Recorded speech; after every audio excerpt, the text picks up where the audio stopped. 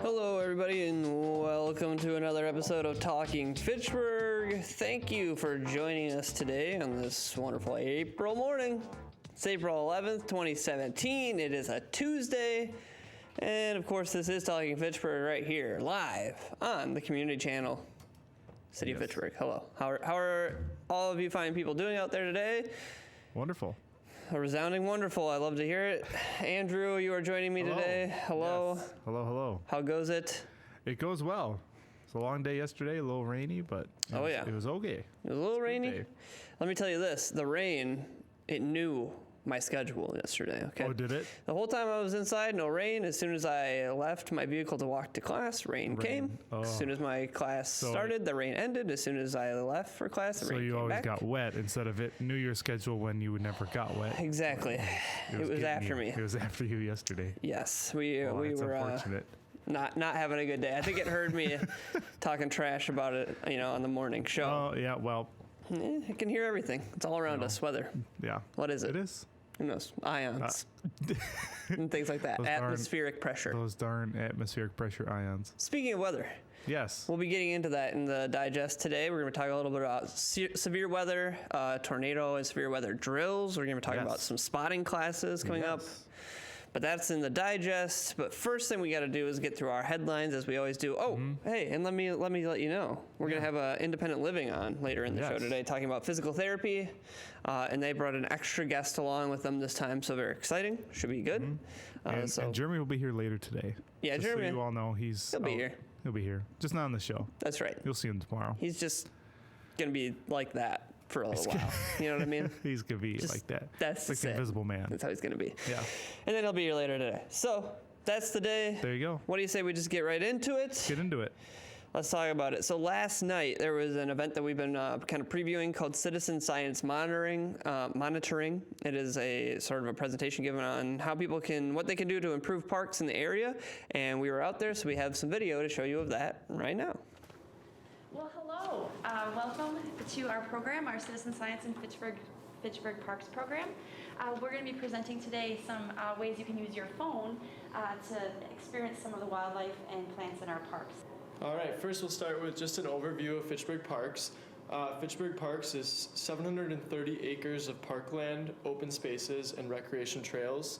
That includes 86 public parks, natural areas, recreation trails, stormwater facilities, a golf course, and a cemetery.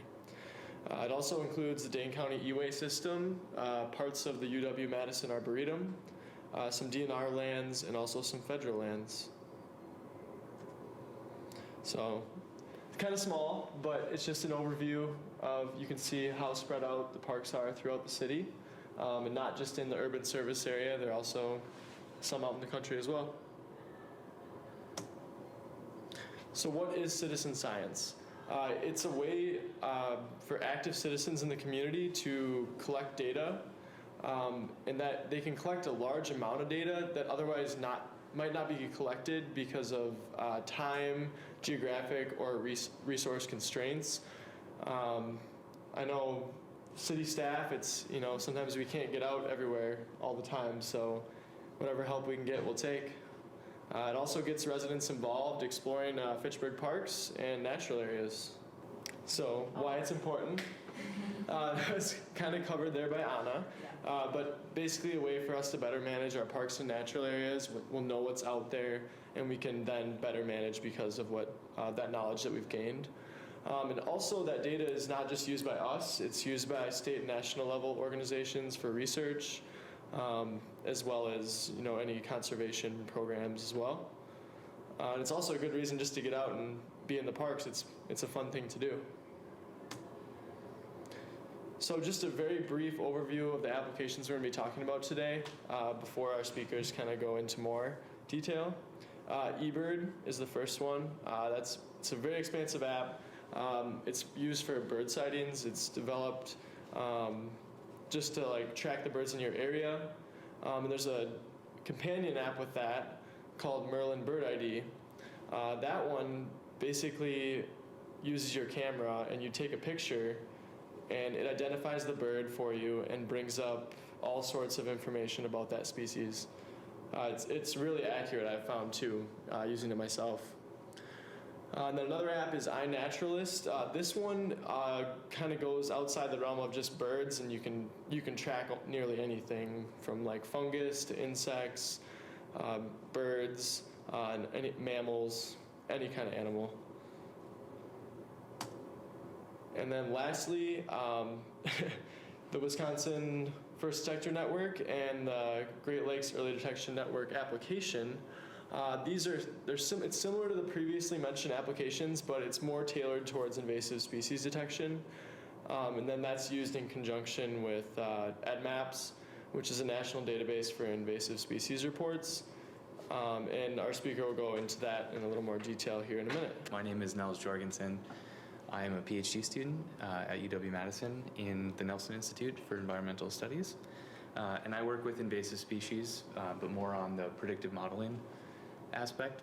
What's really nice about this app is that, let's say you're not sure if you're looking at bull thistle or you're looking at Canada thistle.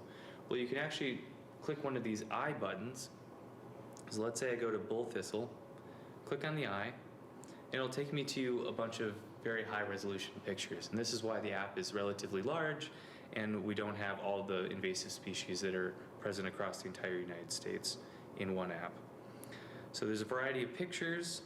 If you look at the bottom, there are 3 menu options. So we're on the Images tab. You can go over to the Info tab, and this will help you with identification. It'll also give you some of the ecological threats that are known, and maybe where the species originated from. You can go to the EdMaps website, and there will be more information there. If you go to the website here, the UWX WIFTIN website, all of this information is on there. It's up to date. I think the last webinar series is up there as well. So if you can't find it, if the YouTube video isn't directly on the site, it'll just have a link to the YouTube site. So lots of information up there as well. All right, so there you go. That's just a little look into the citizen science monitoring presentation. We'll have the full thing up for you on FACTv later next week, so look for it there.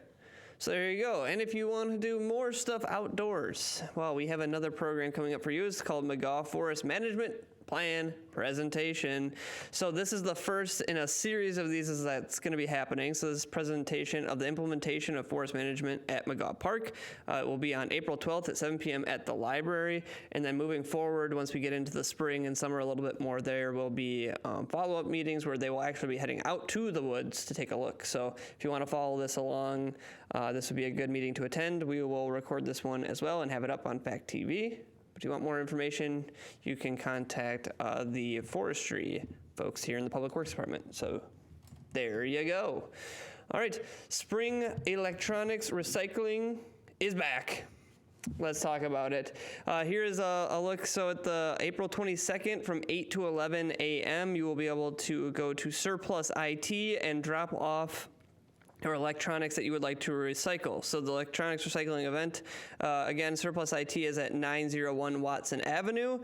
They have some items that you can drop off for free, which are computers, LCD monitors, printers, stereo equipment, media like CDs, DVDs, floppy disks, lead, acid, and other recyclable batteries, and styrofoam packing peanuts.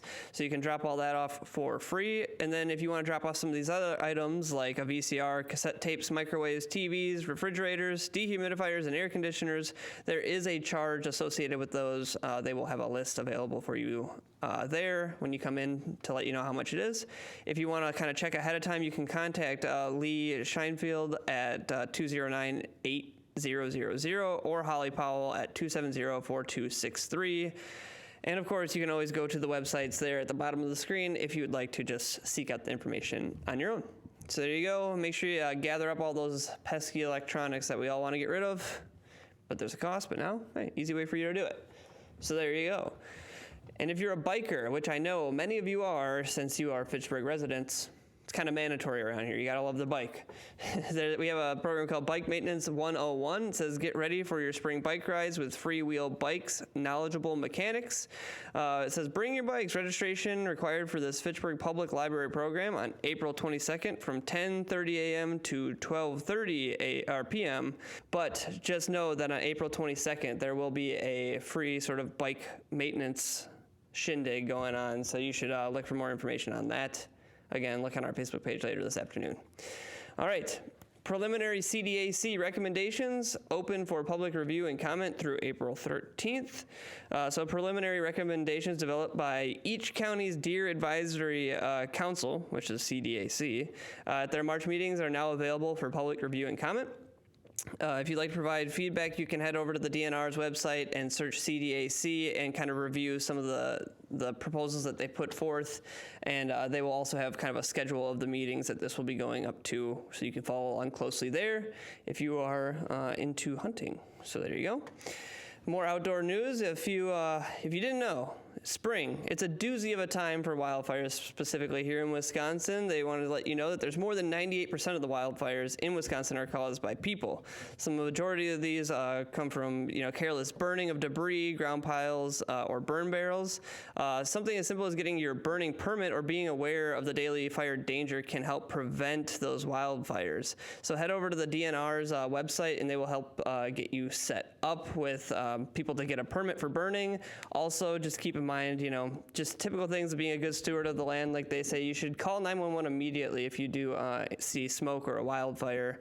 But yeah, head on over to the DNR's website and kind of check it out. Get your permit if you plan on burning, and re-educate yourself on the risks involved for you and everyone else. So that is it. That is your headlines for this morning. We're going to take a quick break, and we'll come back with the Fitchburg Digest, where we'll talk all about storms, severe weather, and some other exciting news coming out of the county. So stick with us here on Talking Fitchburg.